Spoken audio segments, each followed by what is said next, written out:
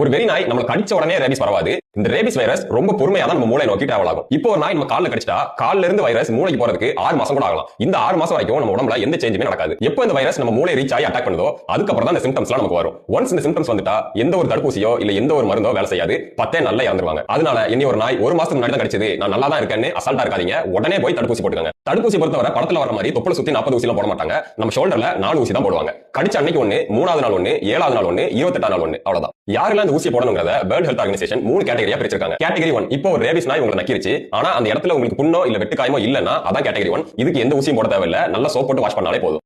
Category 2, நாய் உங்களை பரண்டினாலோ இல்ல நாய் நக்கின இடத்துல உங்களுக்கு ஆல்ரெடி ஒரு புண்ணு இருந்தாலோ இதான் கேட்டகரி 2. இதுக்கு 4 தடுப்பூசி போடணும். கேட்டகரி 3, நாய் உங்களை கடிச்சு ரத்தம் வந்தா இதான் கேட்டகரி 3. இதுக்கு 4 தடுப்பூசி கூடவே இம்யூனோகுளோபுலின் சேர்த்து போடணும்.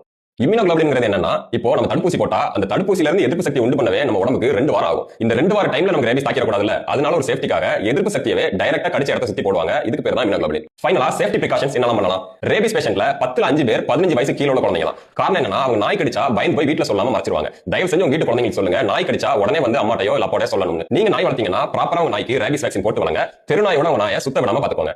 தெருநாய்களுக்கு தாராளமா சாப்பாடு வைங்க, வச்ச உடனே தூரமா வந்துருங்க. அதை போய் கொஞ்சிறதோ இல்ல அதை நக்க விடுறதோ இந்த மாதிரி பண்ணாதீங்க. ரேபிஸ் மனுஷனுக்கு வர்றதுக்கு தெருநாய்களும் ஒரு முக்கியமான காரணம். முடிஞ்ச அளவு இந்த வீடியோ எல்லாருக்கும் ஷேர் பண்ணுங்க, நிறைய பேருக்கு இது போய் சேரட்டும்.